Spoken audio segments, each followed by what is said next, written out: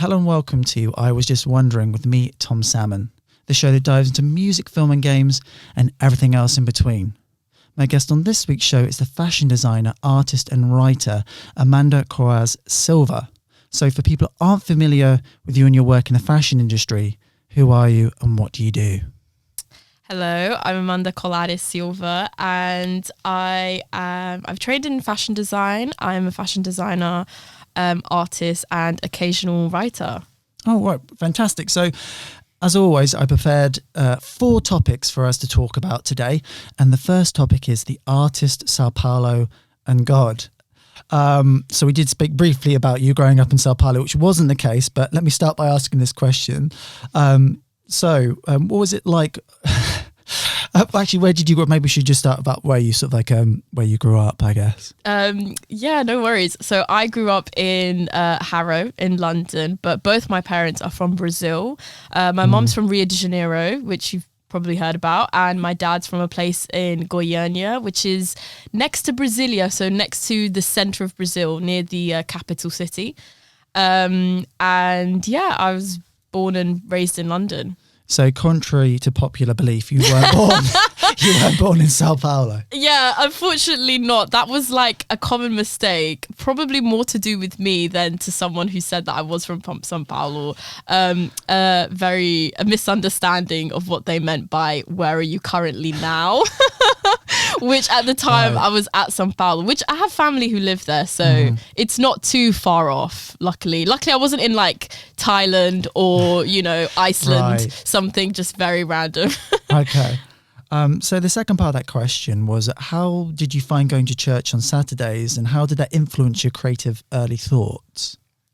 Going to church on Saturdays, yeah, that was basically my life up until the age of probably 16. And people always found it funny that we went to church on Saturdays because they would always assume religiously, oh, you go to church on Sunday. But really, we went to a Brazilian church, and because the British church of that building would congregate on Sunday, we had it on Saturday. Right. So, we used to go to church on Saturday. How did that influence my creative? Yeah, early creative thoughts. I'd sort of pick up on the idea of religious iconography, the idea of rebirth, and also religious artifacts tend to be very beautiful, very opulent things. So I just wondered if that's something that had sort of influenced you at all. Yeah, for sure. So actually my church was a very sort of, in terms of opulence and visual sort of iconography and things, I'm not Catholic, so I come from more of a Pentecostal Baptist background. Yeah. And so our church was more sort of a building that you hired with a stage. Right. So very, very simple, very, very basic. But definitely what inspired me from growing up in church was obviously discovering my relationship with God and how, as a creative person who thinks a lot with, is it the left side of our brain that's creative, isn't it? Yeah, it is, yeah. Yeah, I'm a lefty in terms of brain, and I think very visually. Going to church and diving into sort of spirituality in that way married creativity in me, because we would learn about things such as heaven, and we would learn about, if you've ever read scriptures before, some of the description is so detailed and so sort of otherworldly, it's kind of almost like Lord of the Rings, Narnia meets, so it was kind of this curiosity in me of, well, what does it mean to live in this other world? What does the afterlife mean? Yeah. And and also worship as well. So worship music, and at the time, dance within Brazilian church culture was very popular. Yeah. So I grew up on the dance team, and we used to wear ballerina flats and had these long white and gold and silver dresses that someone on the dance team would hand make and sew herself. And I just remember being so sort of fascinated with the leaders of the dance group and how beautifully they danced, but also how they made their own clothes. Right. And I kind of always wanted to sort of do that. So that was kind of a starting point to maybe fashion, dance, spirituality, sort of creating an art form through, dance and clothes.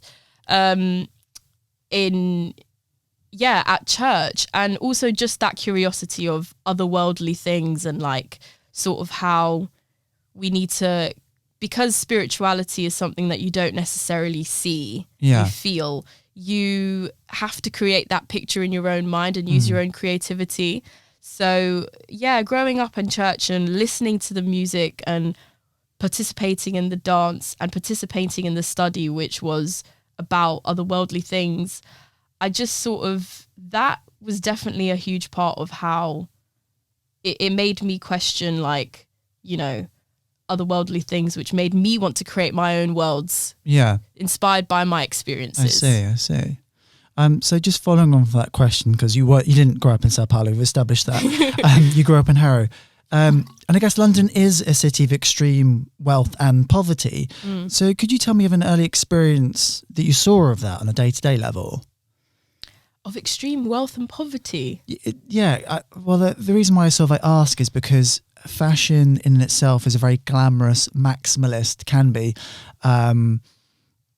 industry. But yet it's born out of, a lot of the most successful people are born out of through very traumatic, poverty-inspired experiences. I mean, a prime example would be Alexander McQueen, which we spoke about just sort of briefly. So I just wonder, in terms of, was there anything about these two worlds that you found, I guess, like jarring, I guess? I guess a way to, you know, being from Brazil is very known to be a country that has extreme wealth and extreme poverty.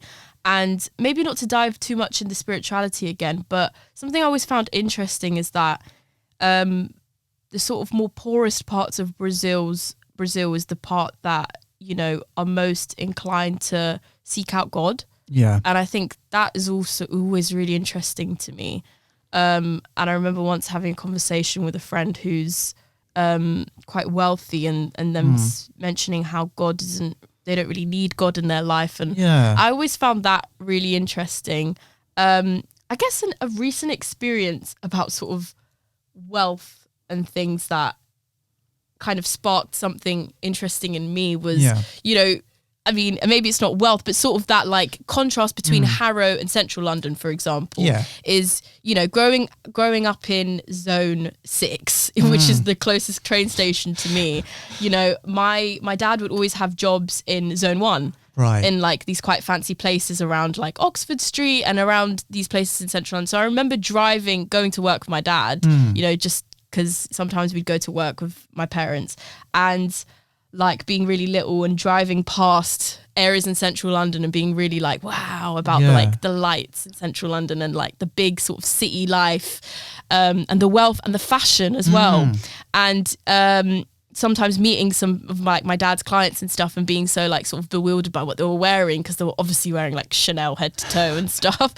And sort of like that space growing up was always, before I studied at CSM and before I sort of branched out of my Zone 6 life, that was always kind of like opulence in a way. And obviously after studying at university and you know, and that, the point that I was trying to make was, the other day when I went to the Face magazine sort of headquarters, where they have like a big poster of the front cover of this magazine with me on the cover. So I went to go like obviously take pictures and like, you know, FaceTime my mum and be like, look at this. I got quite emotional about it because I think the specific location of where it was, around the corner from like Piccadilly Circus, Oxford Street, and it was like evening time as well. So, you know, when it was coming evening and sort of the city lights are blaring, I just somehow got like a sort of a flashback of a moment of driving past that area, like growing up. And I've got quite emotional because I was like, I remember being little and driving around here and feeling so like, oh, one day I'd love to, you know, be able to dress in these clothes and be a part of this world. And like, that was kind of a little slither of it. So in that way, that's like sort of a recent moment of like, you know, those two contrasting worlds coming together for me. And was there a natural curiosity? Because I guess you have to gravitate towards that yourself. So was there anything, a particular tipping point for you when you were younger that thought, oh, I really want to immerse myself in this world? And was that maybe based on your early religious experience of thinking about otherworldliness and then actually coming into contact with something that was otherworldly, but obviously here? Yeah. So, yeah, I guess it was always like, I've always been really determined when it came to my art. Maybe not so much in other things, but when it came to like creating and making, it was always like, I always tried to push for like my best. Yeah. So I always knew like I wanted to get to the, Harvard version of art, Right. university, and, really push for it. So I guess that was like a driving force. Okay. So just moving on from that question, how did your friendship group and social circle change as you transitioned from a preteen to a teenager with artistic ambitions? That's a really good question. I was literally reading that on the train the way here, and I was like, oh, this is a tricky one, but it's a really interesting one. How did my friendship group change? So I guess naturally my friendship group deducted, because time-wise, you focus a lot on your work and what it is you want to do. And, I think you've probably heard this before, and people who are creative will completely understand. Sometimes being creative and really immersing yourself in your practice is quite a lonely thing. Yeah. Because maybe not physically, you could be surrounded by many people, but it's sort of like a thing that is very within yourself, and it doesn't matter how much you talk about it, how much you express it and work with other people, there will always be like, no one else understands this but me. Yeah. And that's not just creativity, that's like any sort of field where one person is expressing something within themselves. So music and, you name it. So my friendship group definitely deducted in that way, having less time to go out and do these things because I want to focus on my work. Yeah. But also I think maturing as well. So I basically now, at 24 years old, going on to 25, I've recently realized that I definitely surround myself with people that I really love and that really love me and really support me. And I find that most of them are people that I've actually known for a long time, that maybe we've had, just my friend yesterday I was spending time with, maybe we've had like a couple of years apart that we haven't seen each other, but, we've recently rekindled again, and we've known each other since we were like little, So, and it's just become more like with friendship, quality definitely over quantity. Right. Because, it's a tough industry and it's a tough job. So you want people around you that are going to support you and vice versa. And just picking up on that point, because fashion is a very intense industry, and you have to be 100% dedicated to it to get anywhere. Is there a sense for you that you feel like perhaps through pursuing this career that you've missed out on just like normal life kind of things? Definitely, 100%. You definitely notice that. Like, even the simple things like, people have got time on the weekend to go elsewhere. People have money to go on holiday. Yeah. Things like that. I realized that I'm like, oh, if I want to take this seriously, I've got to save up money to pay my studio rent. I've got to save up money for that project. And, it's like little things like that you definitely miss out on, but there's a lot of it's worth it moments. Yeah. Because realistically, I have been in positions where I found myself not missing out and then feeling FOMO of like, oh, I'd love to be doing this right now, work-wise, So just to sort of, I guess, like sum up this in a way, in terms of looking beyond sort of external creative influences, can you remember seeing a film or reading a book or listening to an album as a teenager that made you want to create something for the first time? As a teenager, it's more as a like young child that I got that. Okay. So I really, really loved watching Disney's Alice in Wonderland, the 1950s version, and things sort of like that, like Disney films and things like that. And I really loved the kind of fantasy style of that. I guess as a teenager, what influenced me more was definitely sort of like music and like my friendship group at the time and the kinds of things that we were into. So like I had a group of friends in high school that we loved listening to like Lana Del Rey and we loved sort of dressing up within that like aesthetic, which was really popular at the time, like, you know, the Tumblr girl aesthetic. Yeah. And that did influence me as like I wanted to make my own clothes to be able to style myself differently. And like a funny thing, me and my group of friends were like so known for always having like incorrect uniform. Right. That was like the one thing we got in trouble with, because we were really like into fashion and, you know, makeup and things, and we just didn't want to confine to the Harrow uniform standards. So yeah, that definitely influenced me in that way. There's something quite melancholic about Lana Del Rey's music. So was there something like lyrically that also captured your imagination there as well as visually? Yeah, I think it's the way that she kind of created this character for herself, didn't she? Yeah. That she kind of dived into this other world where a lot of her songs were stories that we all know she didn't probably go through herself. Yeah. And I kind of relate to that in a way that like when I create, I'm not inventing things out of nowhere. There's obviously like a real connection to me and how I feel, but I obviously exaggerate that into stories and I exaggerate that into characters and sort of exaggerate myself into a character. Yeah. To be able to basically illustrate your emotion, you know, because you feel some type of way about a situation. So to illustrate that, you will sort of exaggerate in a way that people can understand. Yeah. And I just want to pick up on the fact that you're a Mad Max Fury Road fan, and as somebody who is a visualist, could you tell me why you love that movie so much? Because it's one that I personally love as well. Really? Oh yeah, Yeah. I love it. It's absolutely fantastic. I love that film because I think it's just such a good like mix between pure just fantasy, costume, setting design, this sort of otherworldliness, but yet it's still so today and in the real world. You know, the fact that water is scarce and it's almost like it's so futuristic, but yet like really, you know, back in the day as well. Yeah. And I personally really love that film because, and funny enough, when I watched it the first time and I Googled it, I managed to find like a Reddit forum that actually agreed with me on this. So I was like, oh, okay, I'm not crazy. Yeah. But I watched that film and I got such like a spiritual experience from it in terms of the story reminded me so much of like scripture.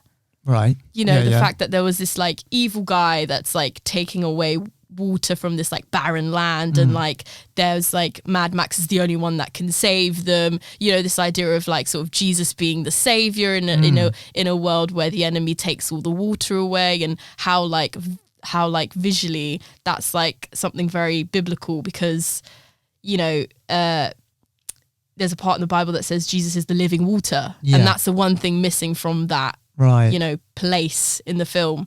So it's just one of my favorite films, and costume wise as well, just spot on.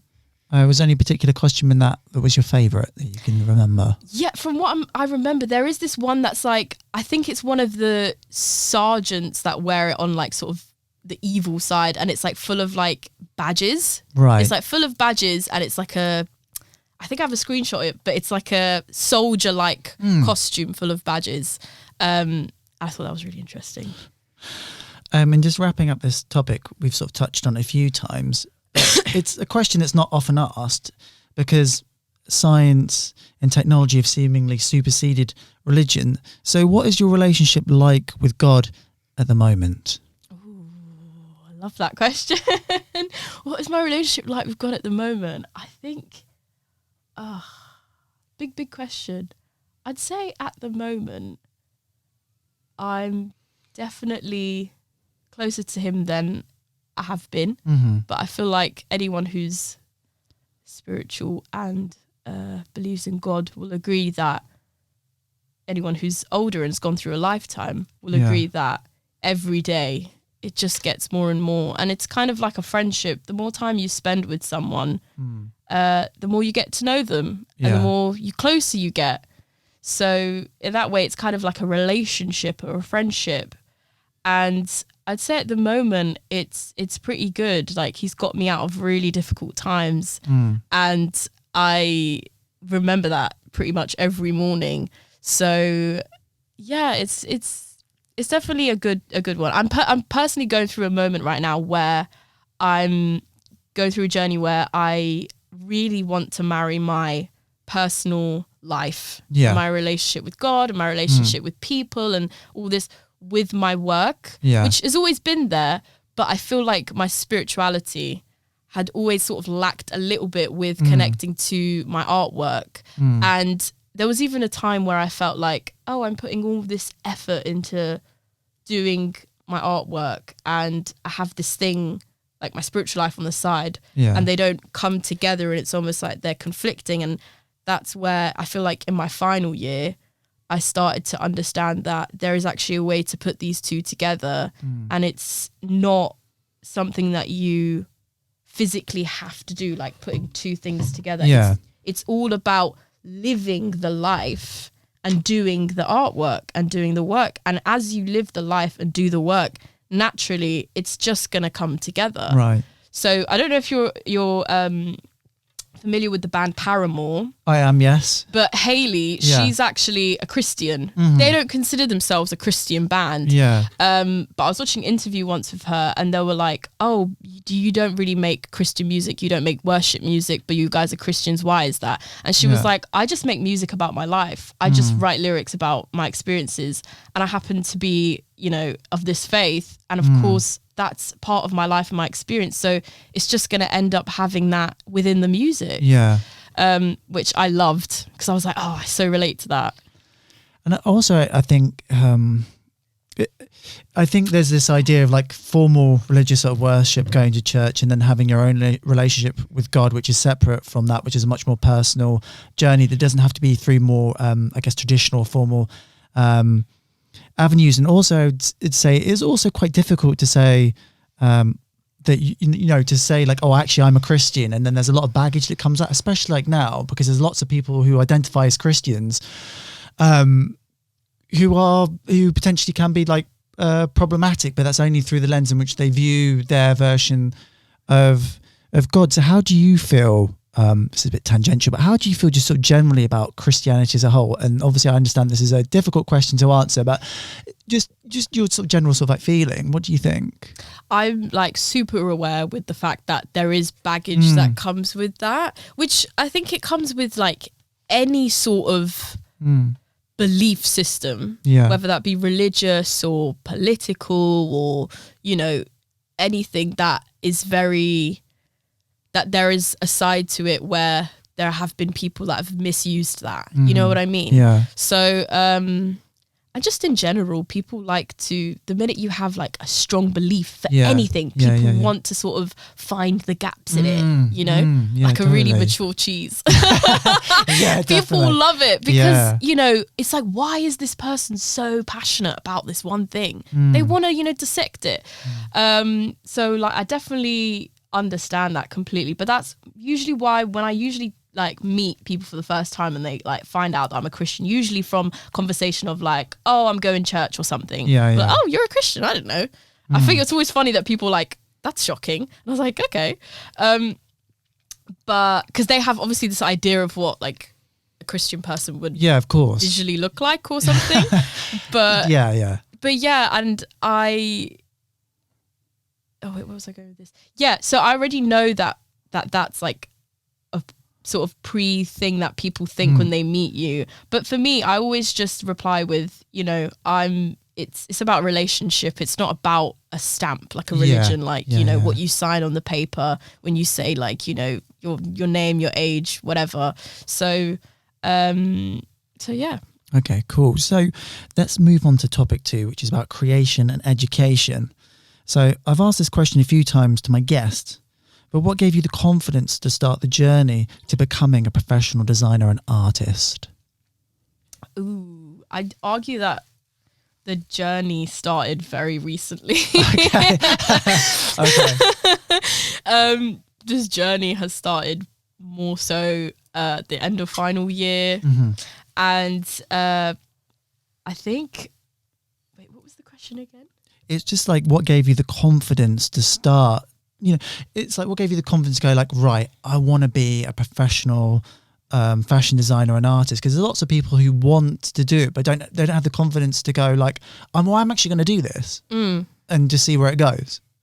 What gave me the confidence? Okay, cool. So definitely the moment that I realized it's okay to fail. Okay. Definitely, because, graduating, you always feel pressured to possibly, I need to go and find a job. Yeah. I need to go and find that job that's going to pay me that job at this brand or that brand. And I was like, actually, I don't really want to do that straight away. Mm-hmm. I'm happy with going 2 or 3 years and trying out what it really is in me that I want to do. Yeah. And having the room to fail. Because when you do go for something that's really like a big goal, you have to have room to fail, because not everything's going to work out all the time. There's going to be different, there's going to be moments where you're looking at the sat nav and you've accidentally turned the wrong way, but the sat nav's going to have to change direction for you. Yeah. So it was the moment that I kind of realized after graduating, right, I'm very okay with failing. And that's the confidence I have. Right. So when I have sort of moments and bad days where I'm like, this is too difficult, like, why don't I just, go do something easier, or maybe I should try something else out. What keeps me going is, just try it. And if it fails, then you've already got your answer. If you don't try it, the answer's already no. Right. Yeah. So that in me actually gives me the confidence more than things like getting the front cover of a magazine or things that you would think would necessarily give you confidence. It's more like I'm okay with failing, and I'm okay with I have this thing in me that I know somehow it's going to work out. Maybe it's not going to work out exactly the way that I see it, but it's going to work out the way it should be. Right. And can I ask you an unfair question? What was the most recent thing that you failed at? The recent thing I fail at the most in general is always being late to everything and misunderstanding time and organization. That's like my top always fail thing. But recently, what have I failed at?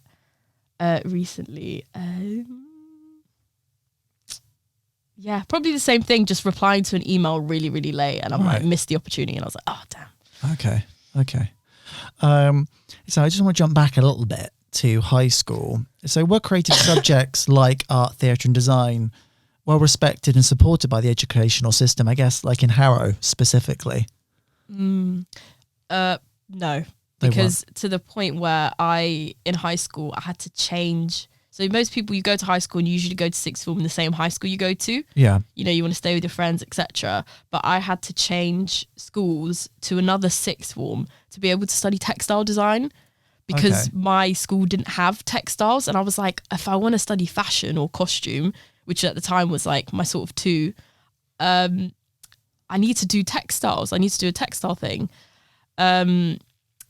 So yeah, and just in general, I think Zone 6 kind of public schools, they don't put emphasis on creative subjects at all. It's creative subjects have always sort of been the place where you kind of slack off and catch up on your maths homework. But the one or two kids that really enjoy it and really want to pursue it, it's good for them, because then I guess they flourish in their own spot. But interestingly, having said that, like mostly through high school and sixth form, I flourished a lot because I was one of the one or two that were really interested in, like the ratio of people who are interested and not interested. The ones who are interested are going to be good at what they do. But then you get a shock when you go to university and you see like, wow, there's people from all over the world who are so good at what they do, and the competitiveness definitely drives up. And was there a particular teacher, because you said you moved sixth forms to study textiles, was there a particular teacher that was a particular inspiration to you at that point that you can kind of remember? I had a photography teacher who was really, really, she was French and she was really strict. But she saw a lot of potential in me, and she pushed me, and I think I'm glad to have had her during sixth form. Because also there was something about her I really liked, that she wasn't your typical high school sixth form teacher in that, you know, it was, if anyone who's studied art in high school would know that it was all about getting the marks. Even that, it was all about, oh, if you want to get the high grades, you need to fill the sketchbook, you need to, you know, annotate your work, you need to know your art history and stuff. And she was very much like pushing you to like, what do you want to say? What does your photos mean? And the way she taught was more like at a higher level in terms of that's how they sort of teach you with university level. So that really helped me with getting to university. Oh, nice. Well, shout out to all the teachers out there, inspiring kids and designers and all that sort of stuff, because teaching can be very thankless if you're not in I guess, like, from my understanding, if you've got a classroom of noisy, snotty kids who don't want to listen to you, it's not the most fun experience. But I guess they treasure the ones that actually are receptive to what they're teaching. So just moving on, can you remember the first piece of clothing you ever made at school, and how did it make you feel? Yeah, I do. I remember in primary school we had this like 1 week project thing where we could choose whatever we wanted to do it on. So we had to study the history of that thing. Yeah. And then make a presentation to show the class. And me and my friend, shout out to Sonia, me and my friend Sonia chose fashion. So we did like a little brief PowerPoint presentation on like history of fashion or something. And we made a top and a skirt, like a crop top and skirt combo.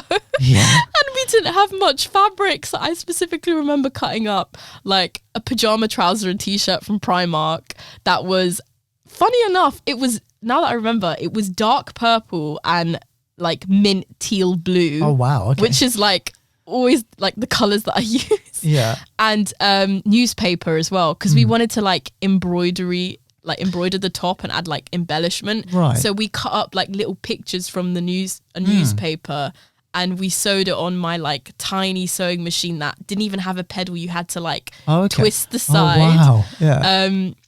And yeah, how did it make me feel? I loved it. I tried it on and I walked around the whole house wearing it. Was there a particular inspiration for that garment, or was it just straight from your imagination? Straight from sustainability, upcycle what we've got. Okay. So I understand before you went to higher education, you interned as a junior apparel designer and product photographer. What did you learn from that experience on a day-to-day level? Oh, yeah, that experience, I actually learned more from it that is less on the creative side and more on, it was the first time I sort of travelled into central London for work, kind of thing. So I learned a lot about how to use TFL and, you know, getting up on time and going there, and how to talk to people as well. I remember doing like a presentation of my designs to like a board, which at the time felt really scary, but now in hindsight I remember it was just the people in the like studios next door that he got like other people to just come and be like a panel, so I could practice talking about my work, which is actually really sweet. Shout out to Kofi who organized that. So yeah, it was a great experience for that reason. And I guess that's important. It's something that's often overlooked. Like fashion is a very social and communicative business. As much as it's about sort of physically designing sort of stuff, you also have to be able to relay and communicate your ideas to people. So that's very important and often overlooked. So going back to 2017, you applied and accepted a place on the Foundation Diploma Art and Design Fashion and Textiles course at Central St Martin's in London. So why was it important for you to study there? It was important for me to study there. I felt on the open day, I felt like a real connection with the building. Like I just loved how, I don't know if you've ever been to Central St Martin's. Oh yeah, all the time. Yeah, so you know how the windows are like open and you can see other people working while you're working. Yeah. That I instantly was like, oh, I need to study here. And yeah, on the open day, seeing all like the students walking around that obviously studied there and how they loved to like express themselves through dress and stuff. And I was like, oh, this is definitely a place that I want to work, but I want to study at. But interestingly, on this topic, I actually got a place at foundation year. Yeah. And because of my disorganization, going back to like the always being late, never replying to emails thing in me, I actually lost my place at CSM. Oh, really? Oh, wow. Okay. So, you know, when you get accepted onto like university and you've got like 21 days to reply that you are interested in going. Yeah. I didn't reply to it because I didn't read the email properly. I didn't read the small print at the bottom. Wow. I just got distracted at the time, and I got excited about getting accepted, and I don't know what happened, but like I didn't reply to the email. So it was interesting because like someone that I was friends with at the time had got into another UAL course, and they were like, oh, did you get like your email yet saying like your induction day is this day, whatever? And I was like, no, I haven't got anything. He was like, oh, you need to like check your junk. I was I haven't got anything. You need to call them up because, you know, you don't want to miss your first day. So I rang them up, and obviously I told them like who I was, and they were like, oh, I'm sorry. Like it says here that you're not on the course. And because, you know, you didn't get back to us. Yeah. And I was like, what? No way. And I kind of told her on the phone, I was like, oh my goodness, I'm so sorry. I misread the email. I forgot to reply. And she was like, oh, okay, like and then we organized the day for me to come in and to talk to her. Yeah. She's a really lovely lady, Renata. And funny enough, I don't know if she said this just to make me feel better, because you could see the like horror in my face, or this actually happened to her. But she said a similar thing happened to me. Oh wow, okay, yeah. And she said, you know, in the end, she was like, well, next year we'll give you a place at the course next year, and you don't need to reapply. Yeah. So you'll definitely have a place next year, but at the moment it's full. So. And I ended up taking like unwantingly a gap year, which actually was really good because I worked, I earned some money, and I really got myself like prepared for it as well. But yeah. That's crazy. That's actually crazy. That's so crazy. And we did speak briefly just before the interview about, I guess, Central St. Martin's most famous student who went there, I guess Alexander McQueen. Was that a sort of factor in you going there as well? Did you know much about him at all, like growing up, I guess? Oh yeah, for sure, definitely. Like I remember my textiles teacher like loved his work, and she would always get us to like copy McQueen's samples and things. And yeah, definitely him going to that school and was a factor of like, you know, this is definitely a good school because a lot of great designers have come out from it, you know? Yeah. So I just kind of want to jump into your collection, Strength and Weakness. So we're going to sort of jump forward now to 2022 in the final year of your Bachelor of Arts Foundation design degree. And it's time for you to start on your final collection. So how did you decide on the theme materials that you wanted to work on? Or work with, I should say, at that time? So it started with wanting to bring forth what I learned in my placement year and what I got out from that year, which I did like a small sort of placement with my aunt. I call her my aunt, and she's sort of like an extended family friend who does doll painting. It's called reborning. So I learned the craft with her. Originally, it was because I was planning on going into prosthetics as a way to sort of create characters with fashion. Yeah. So I wanted to learn the painting skills so I could create my own prosthetics. But within that experience and that placement, I actually really fell in love with the dolls and the babies themselves, and I was like, how these objects convey emotion. So at that point, I just knew I needed to have a baby somewhere in my collection, and I didn't know at all what my collection was going to be or the strength and weakness or anything. And it actually started off with a character where she holds this baby almost like a bag, you know, like baggage, as an accessory, and what that meant for me emotionally. And from that, this kind of story started to build up, sort of inspired by how I was feeling at the time as well. 2020 was quite a difficult year for me, for everyone, for obvious reasons. But more so towards the end of 2020, it was quite a difficult year for me. And I was really not sure how going back to studying and that sort of like lifestyle again, if I was feeling ready for it. So at the time I was feeling very weak and very vulnerable. Right. But at the same time as feeling weak in my physical life, in my spiritual life, I was feeling like I was getting stronger. You know, the same way you'd go to the gym and you pick up the weights and you're like, oh gosh, you realize how weak you really are. Yeah. Or you're running and you're like, oh, I'm out of breath. But really in that weakness, you're finding, you're building muscle. Yeah. So, and at the time that's how I was feeling. And so I was like desperate to build this character and these like series of characters based on strength and weakness, which is also one of my favorite Bible verses, which at the time I was like meditating on. Okay, yeah. Just sort of jump into a little bit briefly. What is reborning and that whole like lifelike doll painting thing? What is that whole world about? Just so people have some idea, because I was like, well, okay, this is interesting, but I'd never heard of it before. So from what I've researched, it started off with Russian artists that were really, really wanting to create the most realistic baby dolls they could. Okay. And then that sort of started seeping into like craft side of things, crafting, and people who were interested in doing things as like a pastime. Yeah. And now it's become like a community, which is especially popular in America. Okay. And some parts in Brazil.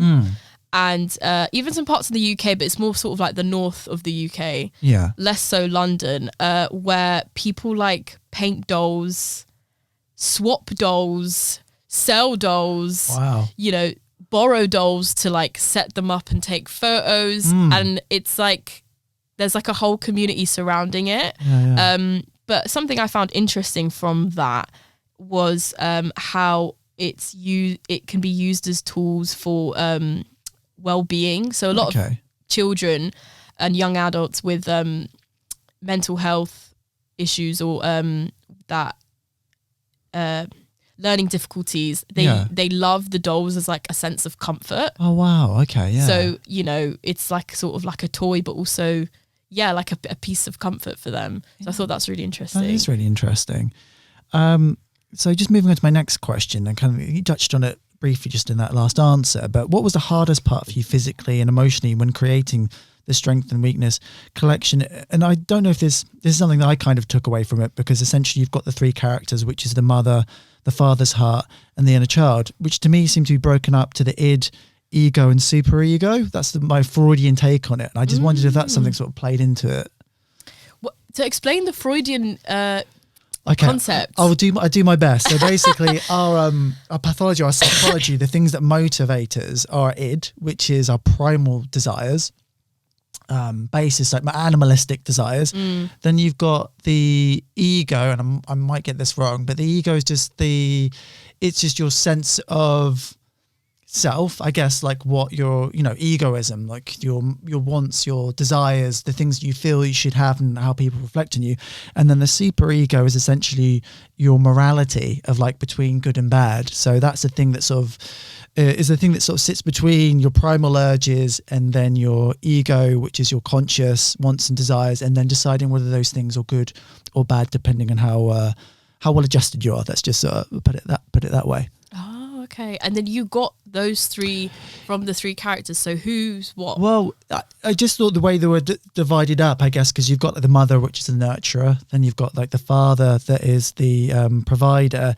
And then you've got like the child, which you could say is the id, because like with children, very young children, they just want warm comfort, like food, that kind of thing, that's what they're sort of based around. And also there's a necessity to provide comfort to a child, because they're very likely to die if they don't get that. They can't be left by themselves. They're the fragilest one. Yeah, of the exactly. Three. Yeah, exactly. I love that you said the father was the provider, because that's exactly sort of where I was going with, in a way that like his character was the only one that was kind of the spiritual character. Like the two sort of spiritual characters in the collection was the father and the doll.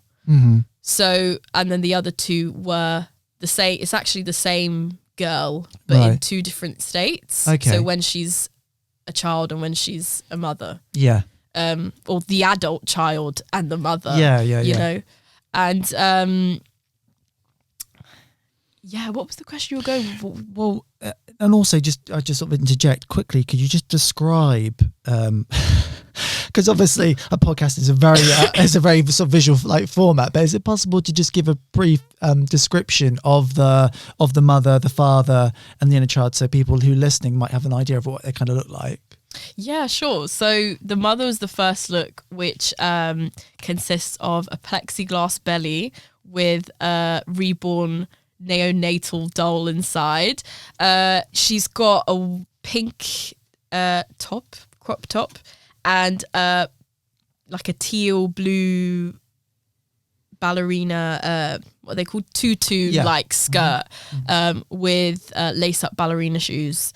And the father's heart is like a full neck down to foot suit that is different shades of blue, teal and purple, with a heart sculpture in the middle and white filled liquid filled through plastic tubes that represent the veins. And the inner child look is a small child's torso. I get that. That sounds quite funny. Small child's torso in like almost like a flower like structure that surrounds it, in ombre blue, purple and pink tones. And this character also holds like an oversized reborn doll with a little blue suit on. Okay, so thank you for explaining that. So now we have a good idea of what the collection Strength and Weakness is about. So just going back to that initial sort of question, is like in terms of those, I guess like the question is in terms of those 3 characters, what were the things, I guess like emotions, stories that you were exploring through that? And was that a bifurcation of what you were kind of going through at the time, if that makes sense? At the time, I came up with quite a few different characters within this sort of world. But in the end, we were going to just show 3. So I wanted to show sort of 3 of the strongest, but also there was something about the family trio to me that really like stuck. So when I was figuring out what are the 3 that I'm going to show, what are the 3 that I'm going to make, I remember putting in Toast at the time. I remember putting in Toast at the time. I was like, I'm really scratching my head for it. And then when the Toast like popped up, I was like, it's a family. That's the point. And that's kind of got that like traditional family structure. It's mum, father, child. Yeah. And how these 3 are like really different, but all at the same time come together to make a unit, like you said, sort of like the father's the provider emotionally. He is the heart. He is literally the center of the 3, but also the center of the world, of this mini world. The mother is like at this point where she's like almost giving birth, you know, she's a point of like maturity. She's almost kind of had to mature, you know, putting it on my friend who's quite young as well. Like I purposely wanted to use like someone of the same age as me to show that she's like a young mother and she's sort of going through this like process where she's having to feel vulnerable for obviously physically with the changes that a female's body goes through, but also emotionally, but also having to find strength within that, the same way a ballet dancer does. So visually, how a ballerina, she dances very lightly and she's very soft on her feet, but really there's an inner core strength in her that you don't see, but which is her like intense muscle that she needs to be able to hold herself on that really fragile moment, which is on your tiptoes. Like how more fragile can you be than standing on your tiptoes, you know? So that's why she's kind of like the mother ballerina. Interesting, and the inner child is sort of a moment before she becomes the mother where she's an adult, and I specifically also put it on an adult and not a child because it was like this illusion between an adult wearing a child's body but also carrying their own childhood baggage. Yeah. And how carrying your childhood baggage keeps you in that childlike mentality. And this kind of visually, this illustration of the push and pull between being like a teenager where you're almost an adult, but you are still a child. Yeah. And that like maturing process through that. And it's almost like by her becoming a mother, in a way, she's had to sort of mature. And that's where sort of the father's heart comes into play, because he's not a real character. So within the story, she's the mother she's a single mother who, you know, it's not really important who the father is. Right. And so when that child will be born and grows up and asks, Mum, who's dad? You know, she kind of creates this spiritual character who is the father's heart, where he's this incredible father who's always loving and is always there and has always been there. And this child will grow up with 50% of him in them as a way to give the child hope. And so this father character, although he's not real, he has quote unquote impregnated her in a way where it's more emotional. She's had to become mature and become a mother through her relationship with the father's heart. Right. Do you see what I mean? I get. Yeah, I understand what you're saying. So I guess like from a more practical sort of standpoint, how do you go about, like, in terms of, can you just walk me through like the steps? Obviously not all of them, because we've only got some amount of time, but in terms of like, how do you as a designer just start something like that? What's the first thing in terms of creating Mother? What was the first thing that you started with in terms of like the clothes or whatever it was? You know what I I can't seem to pinpoint. You mean specifically with the mother, isn't it? Yeah, because I guess that's the thing, that because it's on the magazine cover, that's the thing that most people are going to gravitate towards. So I was just thinking like how, because I imagine like, because you've created a very arresting visual that's resonated with people, but it's always interesting to know, like maybe it was like doing like the ballet shoes first or something like that, or the tights. I don't know. I mean, I just wonder if there was a particular starting point for you there. You know, I can't remember to pinpoint exactly when I thought of the idea for the belly. And I was actually trying to think of this the other day. I was like, when was it? But actually I think it started more when I was looking at the ballerina, like you said, the shoes. That was right. I was actually looking at the ballerina first. Right. And originally, I think it was going to be a ballerina like holding the baby. Yeah. And then I think I saw this photo of this Brazilian ballerina, Ingrid Silva, on the cover of Vogue from like a March issue in 2019, I think, or 2020. And she's like naked with just her belly and her like ballerina shoes. Yeah. And I was just like so in love with that picture. And I was like, oh, there's just something so fragile about a ballerina mother. Like, how can you be more sort of quote unquote weak than that? And I was like, oh, I think that was it. And then I think somehow I was like, oh, if I'm going to make a belly, I might as well make the baby and you can see inside. And then it started to come together. And then when you kind of took away the conceptual side of it and you're thinking about, right, this is going to be a visual thing, this is going to be fashion. It's going to be really cool to be able to see this like baby you know, in like resin. So I think it started with there, but like the process of making it always starts with the concept and the story, because that's where the ideas come from. You know, I never ever come up with clothes.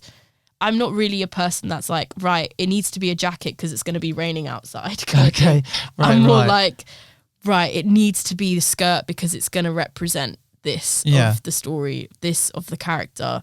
It needs to move in this way to represent how, you know, the wind is blowing at that moment.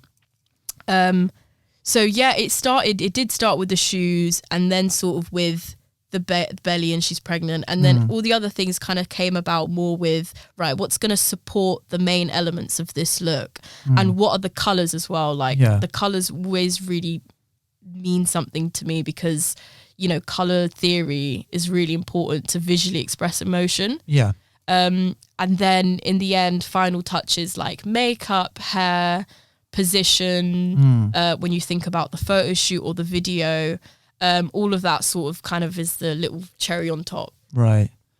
I guess like from a practical standpoint. So when you're like creating like the jacket that goes on, I think she's wearing it because there's two different versions. So I don't know if I'm referencing the face one, which was sort of styled, or the original one. There wasn't a jacket. I'm trying to think. There was a jacket, wasn't there? The jacket was in the is in the face. Yes. How they styled it, and then originally it's just a top. Okay. So what was the first thing when you were like, oh, I need to make this top? For people who don't know how to make tops, just very briefly, how do you go about doing that? So I started with a block that my pattern cutting tutor gave me, Esme Young. So I started with a block, and then I created sort of a larger version of what I knew my friend's size was. Yeah. And then I went round her house. I remember it was really, really late. It was the only time we had. I went round her house and I sort of fitted it to her bust and her body. Yeah. Pinned, sort of took this like crazy pinned monster back to my studio the next day, cut it apart, completely take it apart and retrace it and create a new top from her measurements. Yeah. And then from that, I always make fabric that is plain white. I never really, it's kind of boring. I never really go fabric shopping. I'm always using plain white fabric and usually something which I can paint on top of. Okay. With like heat press inks. So what I'll use is take my white fabric, cut out the pieces like a cookie cutter, and individually paint each piece. And you have to kind of use your creativity in a way that you need to imagine when you're painting, how is this piece going to come together in a 3D way? So you need to sort of put the pieces down like a puzzle and paint it like a canvas with them all like that, and imagine how it comes out when you sew, which has actually been a challenge, and I've gotten better with practice, but you don't realize how much that when you actually put it together, it looks completely different as it does flat. Yeah. But that's basically how my clothes are made. Interesting. And I guess because I was talking to another designer recently, traditionally like fashion is like flat. Well, it was traditionally, but now you've got like Blender where you can render things in sort of 3D, and there is that sort of thing of like you see it flat and then you put it on a human body and it just takes on this whole different. I equate to like clothes to being like human architecture. They're the sort of facades that we kind of wear with the sort of steel and like concrete that these things sort of like hang off, which is quite fun. So I just want to pick up on a question following on from that. So I read the interview you did with TJ Sidhu from the Face magazine, and they asked you about women's reproductive rights in America, specifically the Roe v. Wade case in relation to your work. And I just wondered, do you feel there's a pressure to become more politically outspoken with your work? Actually, I don't, because I've never been a politically driven like artist. I really do respect people who are politically driven in their work and want to really create like physical change within it. But I like to think that I kind of just want to do whatever's in me, you know? So whatever's in me is, I've kind of found out what that is more recently, which is storytelling. You know, storytelling, and to capture a viewer's attention and capture their emotion and relate to like inner, deeper things within them. So I don't think my work would be politically driven. However, I do think that what's the word for it? I'm not political, but I'm definitely more, what's the word when you really are interested in society and how people interact with each other? Like it's anthropology, I guess. Yeah, or something that starts with a T as well. I can't remember now. Yeah, it's escaping me at the moment, but I know what you mean. Like along that lines, because there's political studies and then there's that. Yeah, like social studies, I guess. Yeah. Or whatever the name for it is. But I'd like to think that my work is more driven in that way. Like I would love to kind of dive a bit more into like social studies and make social commentaries, but which kind of relate to political as well. Yeah. I think everything relates to political, but I think specifically political standpoint, it's just too black and white for me, you know. I like ambiguity. So no, I don't think I'm political in that way.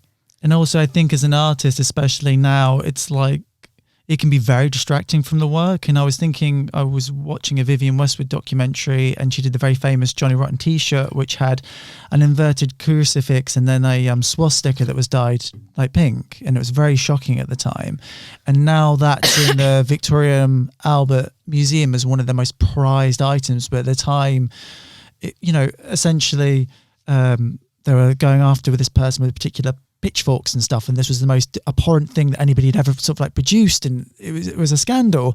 And then through perspective of 50 years or so, like now 40 years, whatever it is, these are now become sort of treasured items. It's very easy at the present to get caught up with what's going on politically, and people forming an emotion to that just detracts from the work, because later, 40 years with hindsight, whatever it is, it will be viewed in a different light. So I think I'm mindful, especially with my particular platform, not to get caught up in sort of politics, because essentially it's the creativity that's important. It's the drive, and how people choose to judge that is up to them, essentially. Yeah, exactly. I can understand why people make work that's like all about the here and now, because that's essentially what people want to hear, and that's what will get people's attention. But I like to think about what are the things that have been here since the dawn of time and will forever be here, because that's interesting, because that's a topic that everyone can listen to. Everyone can get involved in. I think sometimes politics there are certain people out there that just don't get it, or just I never want to make work that can't be understood by everyone of all classes, of all backgrounds. That's why I think I really was drawn to the babies and to like family like topics, and because the baby in the belly thing, that was not at all politically driven, but really it was just to illustrate a time and a place that, I mean, obviously it was to do with the characters and how I was feeling and everything, but later on, when you start seeing your artwork in a way that you've took a step back and you see it as like what other people are reacting, I'm like, actually, it's actually to view a time and a place where we've all been there, and we're all going to be there. Everyone who's alive has been there. And, so in that place, it's kind of it's an artwork that even children can understand, and the oldest person in the room can understand, and anyone from any background. You don't need to, know a language to understand that visual thing. I think that's kind of a goal that I'd love to keep going for. Whereas if you do things that are like maybe more politically driven or something like that, like you can miss out on people who don't get it. 100%. I guess it speaks to a more universal experience. So finally, just on this topic on the strength and weakness, so your final collection and that particular piece in particular, Mother, has received a lot of attention from major media outlets like Face Magazine, Vogue and Corvelle. So how have you handled that mentally, having so much attention put on that particular piece? I love it. I love it so much, because it's every opportunity I can to, to talk about it. And it's great to see people's reactions, even like negative reactions as well. It's interesting to see how people feel about something that's so universal and that like everyone, goes through it and everyone knows about it. But also, how did I handle the situation? I think it's good because it's been building my confidence. It's been giving me opportunities not to fail. Where I'm like, okay, I can do this. And it's good because I'm just learning with the process. And I don't think it's giving me attention to the point where I'm like changing as a person or anything, which is good.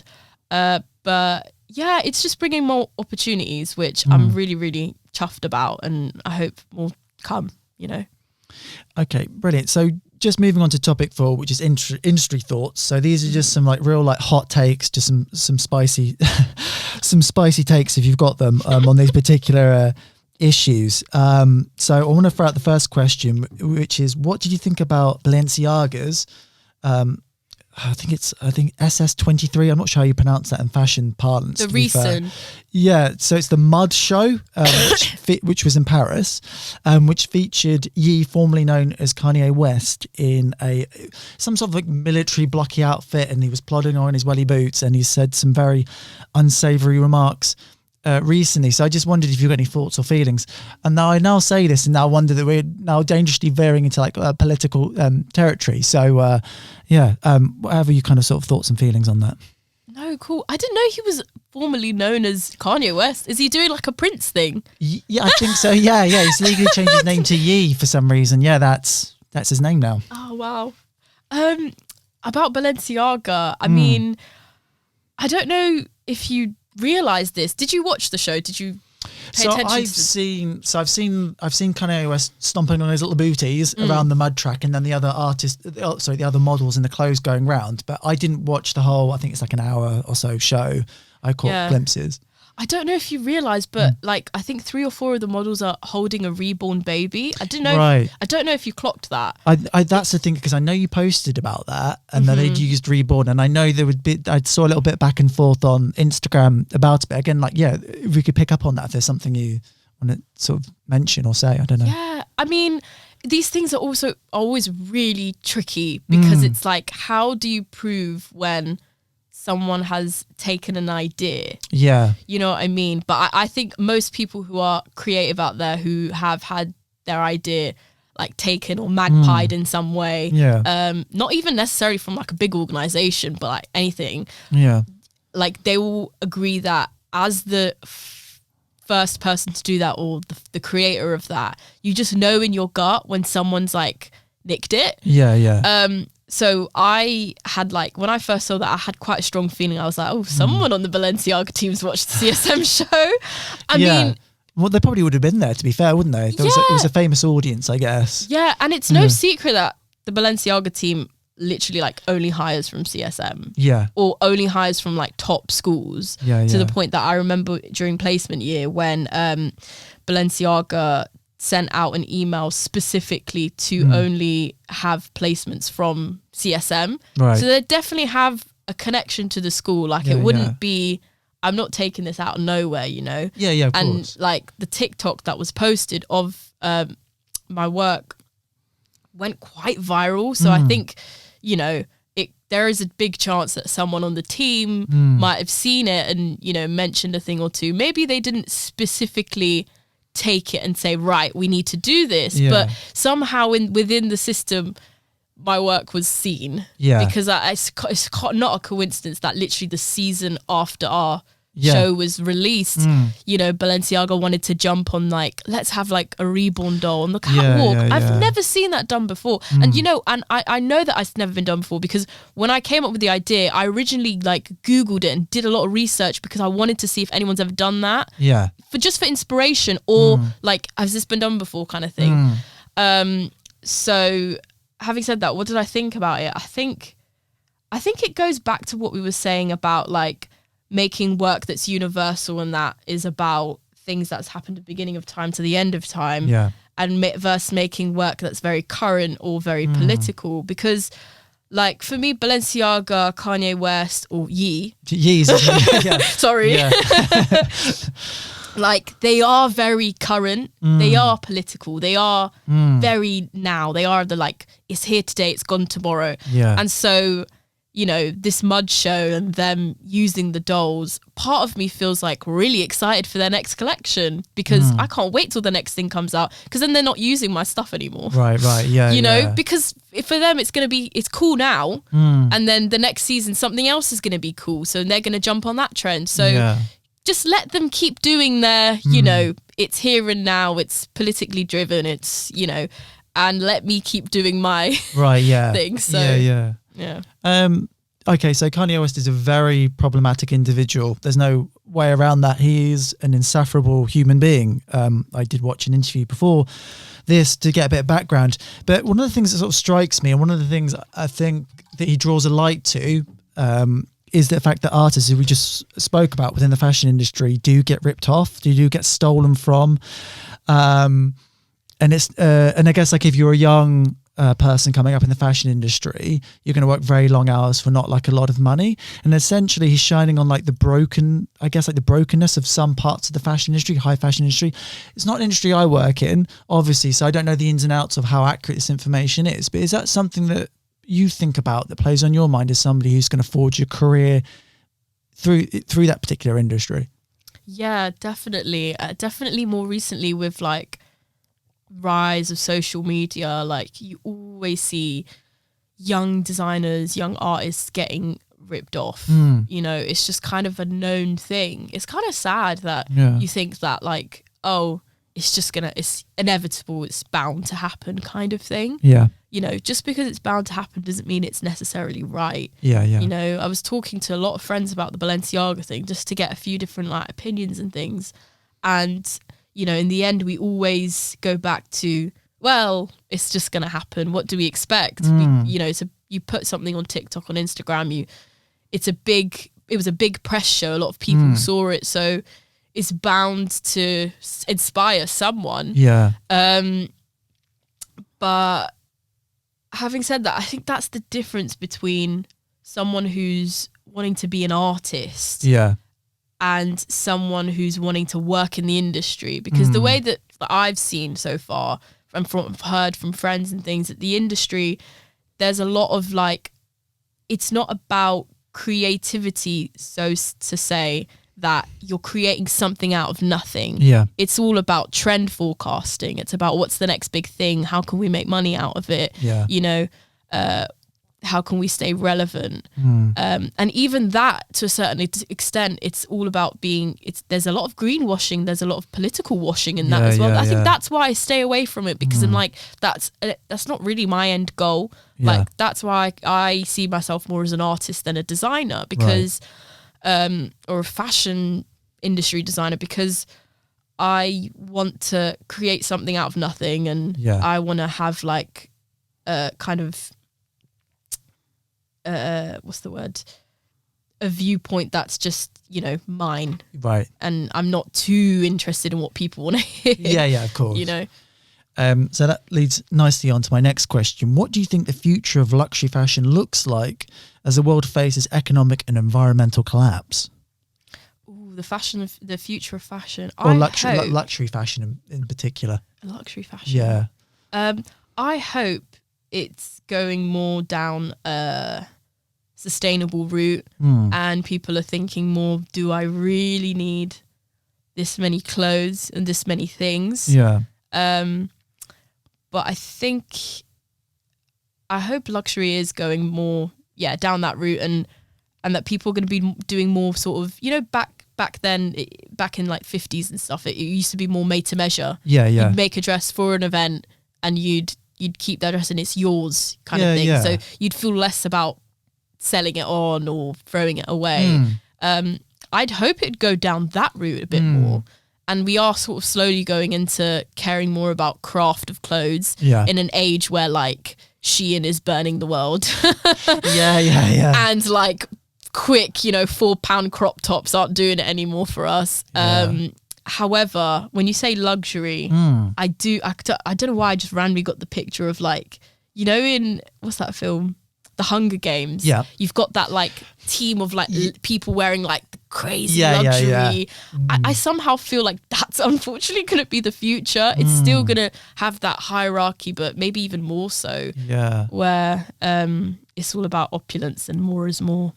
Yeah, and it strikes to me like, I mean, I love fashion. I love the visual component of it, and I love that it's an escape into a dream world.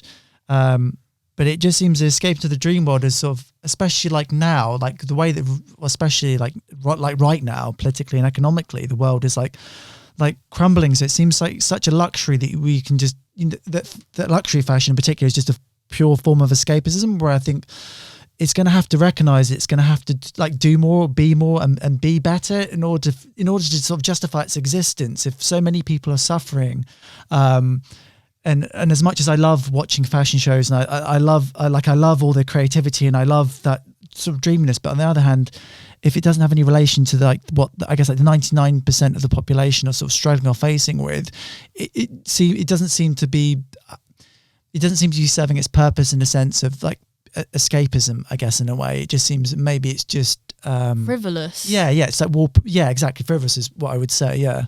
Yeah, exactly. Yeah, that's an interesting point. I feel like clothes have always been seen as like, or fashion have always been seen as frivolous and unnecessary. But if you think about it, clothes is kind of almost, maybe not so much on the same level, but it kind of goes within the same, box as food. Yeah, it's a necessity. It we is. all need to clothe ourselves and we all need to eat. But, food, we could survive on like vegetables, rice, a bit of protein. We could survive on those things that we really need, but we really want a chocolate cake. Yeah, 100%. Yeah. So we really want ice cream sometimes. And it's kind of like fashion's kind of like that. Like we all have clothes that we need to wear, but we want something, sugary to wear once in a while. We want to feel good about our bodies and how we look. And so that will always kind of be around as long as humans are like visually and, stimulating, wanting to stimulate all of their senses. Fashion will always be around the same way chocolate cake will. But I do agree with you that, sometimes enough is enough. If you're going through a crisis where everyone's obese and really unhealthy, you need to push more. We need to push more healthy eating for our better. And if fashion is doing the same thing, it's like, rotting our environment, rotting our communities. We need to cut down on it. It can still exist. I think it should still exist for a happy life. Even people who aren't interested in fashion, they know that clothes, even someone who wears, black every single day, they want their nice black jacket, their nice black trousers. So that in a way is fashion, Fashion isn't just the avant-garde, things that we see on the front cover of a magazine. So everyone in a way is affected by fashion and will buy clothes, and it is in that system that is rotting our world. So it's up to us to all work together to like cut down on it. I think we've come to a point now, like I'm glad, thank God, we've got to a point now where we've realized it's too much now. Too much sugar. Yeah. And I guess that's the thing as well, because I do love that sugar myself. I do love fashion. I do love the aesthetics and just like the maximalist nature of it. But as you say, too much sugar is bad. So the next question is, if you could change one thing about the mainstream fashion industry, what would it be and why? I feel like someone might not like my answer, because you want to say something like, if I could change it, I would completely change factory conditions and this and that. Like, but I think something that could actually change it from the core, I think we need to change our attitudes. Like, I think the fashion industry is a cruel industry. Like, it kind of is. I like to think that it is also a happy, well, it is, I've, studied at university for 4 or 5 years. I've been in that sort of a pocket of that industry. Like, it is really joyful and it is community based and it is like amazing being around loads of creative people and we're all doing something really cool. But there is a side to it that it is like quite a cruel industry as well, and there is a lot of hierarchy and there's a lot of stepping on other people's toes to get places. So in that way it's very similar to like the fame industry. And I think for change to happen, if I could change something, I wish I could change some people's hearts towards it. Precisely, exactly. Is it really about the money? Is it really about the fame? Is it really about getting ahead of the person next to you? You know, I think that could make a huge difference, because really, if you're changing someone's like attitude and heart towards things, you're changing the same people who care, so, like, the Shein. I'm talking about Shein because I literally watched the documentary yesterday about it. And like the guys who, are running the factories and just are doing it for business and money and really mistreating people. It is, like that is a very shocking. I mean, I haven't seen the documentary, but I'm aware of Shein, and it's not good. Okay, so as a young international creative, I said international because I actually thought you came from Sao Paulo, but you're international.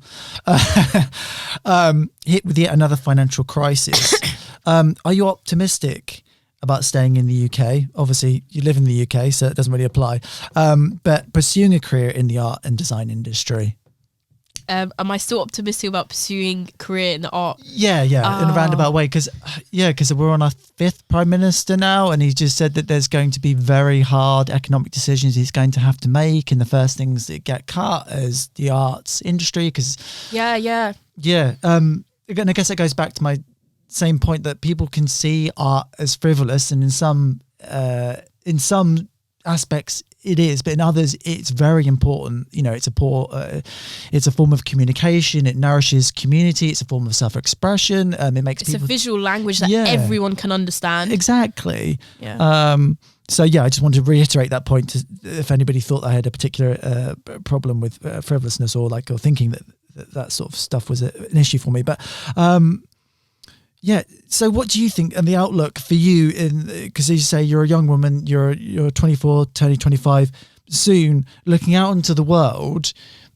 What do you think? What do you feel about the state of the industry and where potentially you think you might sort of end up within it? I think I kind of stick to what I said earlier, which I'm willing to fail. Yeah. So I'm, another brick in the road is not, hopefully not gonna trip me up, Yeah.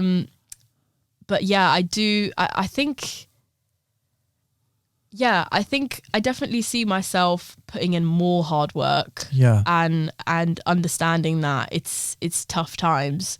And who knows, maybe that will influence the work in some way. Yeah. Maybe not just I've got less resources to do things, but maybe, not having those resources actually pushes you in a direction where the same way I made that crop top and shorts, I just used what I had, which I've always kind of been like that anyways. I've always I haven't spent millions of pounds on people to make my work for me or on this specific, it has to be this luxury fabric, which is fine if that's how you work, and maybe the crisis is going to kind of lower your quality, but I've already been very hands-on, I make it all myself, I use what I have, so in that way it might just become even more so that, right. But maybe it's going to be more collaborative as well. If you think every time humankind go through a crisis, we always stick together to get more done, because humankind, we're feeling cold, the sun's going down, we need to come together to make a fire. So I think it might just be more collaborative in that way. Okay. Yeah. Okay, cool. That's a very nice answer. So finally, what is your dream project if money and time wasn't an object? Oh, yeah, I really liked that question. If money and time wasn't an object, at the moment, I would love to get involved in specifically the costume design, but within the costume design, always also the writing of the characters. And by the writing of the characters is the writing of the story. So I'd love to write a story that ends up becoming a film. Yeah. That okay, is such either a film or a play or something that would, actually tell the story in a way that isn't just visual. Yeah. It would literally just tell the story. So Mad Max number 3 or 4 or whatever's the next one. I would, that if money wasn't an issue, well, you don't even need money for that. You just need people on board. Yeah. That's an interesting way of looking through your story through clothes and character, because it's normally because there's a very right-brained way of breaking down the hero's journey, but it's never really thought through the visual self-expression, particularly through fashion and clothing, that then informs the story. So it's a very interesting way of looking into a narrative. It kind of reminds me, because I'm old, of Matthew Barney a little bit, when he would be creating these characters. Who was it was Matthew Barney, I believe. He was Bjork's former partner, now ex-partner, but he was doing very, I don't want to say weird, but very avant-garde creatures and stuff that then formed sort of characters. And this also brings to mind actually John Paul Gaultier did the costume design for Fifth Element, which is an absolute banger. So that's a very interesting way. Do you have any thoughts or feelings about potentially what that story could be? Yeah, I actually, not to give too much away, but I actually started coming up with a fresh idea during my final year in Easter holidays. So we had 2 weeks off, which were like, because final year is so intense, I really needed that time off. And within like that break, my brain was like completely switched off the collection and like went a completely different direction. And I was like, why am I getting all these like ideas about something completely new? And I was like, oh, I need to save this. And so in that moment to like get rid of the junk, like I think I've got like hours worth of voice notes of me just talking about this like story. And then, and I was like, it was actually quite good because it helped me finish my collection knowing that, because I think as a creative person, sometimes you get a bit scared about, oh, your last work is the best thing you've done. Yeah. You know, and the next thing you're doing has to have that same caliber. Yeah. And it's like, oh, can I do it again? And I think as creative people, because you don't just like push ideas out of nowhere, they kind of come to you. Yeah. And for that to come to me at that time was so good, because it's like I felt like, oh, I can finish this, take this out, and then move on to the next thing. I already know what it is. Yeah. So what I can say about this idea is that I'm hoping it's like my first written work. Okay. So it's going to be specifically written based, and I'm gonna really work with that as opposed to like visual things. Okay. Visual things will accompany it, but like at uni we're very pushed to like make, you know, it's like get some fabric on the stand, make shapes, you know, sew this, do that, print that, and like I feel like I just need to like sit down and write. And then the visual will come with it as well. Okay. So I'm hoping it's like a lot more characters, hence the story, like a full, you know, beginning to end written story with dialect and, you know, lots of layers to the cake. And I hope that at some point I can get a lot of people involved in this, like people who've got different skills that I don't carry.